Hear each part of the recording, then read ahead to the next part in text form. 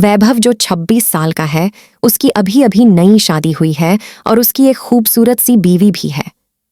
ये दोनों हनीमून बनाने हिमाचल गए थे, जहां उन्होंने 4 दिन गुजारे।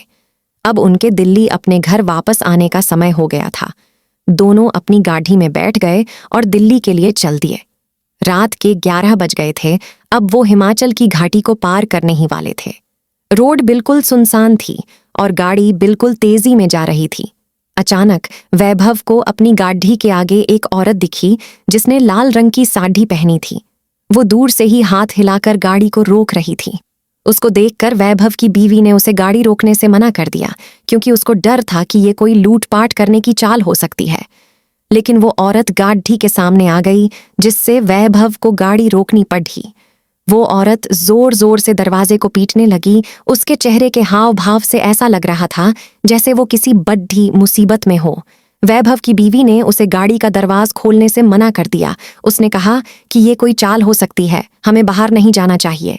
पर वैभव ने बोला कि अगर सच में ये किसी मुसीबत में होगी तो और उसे हमारी जरूरत हो, क्योंकि उसको देखकर वो अच्छे खासे घर की लग रही थी।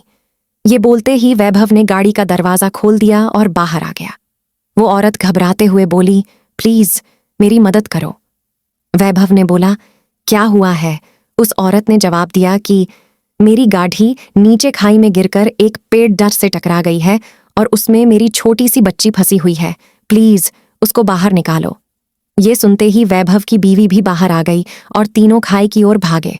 उन्होंने देखा कि वो गाड़ी थोड़ी नीचे एक पेड़ से टकराई हुई है। वैभव झट से नीचे की ओर गया। उसने देखा कि पीछे वाली सीट पर एक बच्ची बैठी है जो रो रही है। वैभव ने दरवाजा खोलना चाहा, पर वो नहीं खुला। दरवाजा अटका हुआ था। उसने बहुत कोशिश की, तब जाकर वो दरवाजा खुला। वैभव ने उस लड़की को बाहर निकालकर अपनी गोदी में रख लिया, पर लड़की अभी भी रोए जा रही थी और मम्मी मम्मी कर रहा थी। तभी वैभव की नजर आगे वाली ड्राइविंग सीट पर गई, जहां उसे कोई बैठा हुआ लगा। लेकिन आगे वाली गाड़ी का शीशा धुंधला था, तो साफ नजर नहीं आ रहा था। उसने अपने कपड़े से उसे साफ किया और जो वैभव ने देखा, उसे देखकर उसकी पैरों तले जमीन ही खिसक गई। उसको विश्वास ही नहीं हो रहा था। उसने देखा कि आगे वाली सीट पर और कोई नहीं, उस बच्ची की माँ थी जो मदद के लिए वैभव को बुला रही थी। उसने देखा कि वो औरत के माथे से खून निकल रहा है और उसकी मौत हो चुकी है। वैभव की पत्नी ने वैभव की हालत देखकर झट से उसके पास आई और वो भी ये मंजर देखकर हैरान हो गई। ये देखते ही वैभव और उसकी पत्नी ने पीछे की ओर देखा, जहां वो औरत खड़ी ही थी, पर वहां अब कोई नहीं था।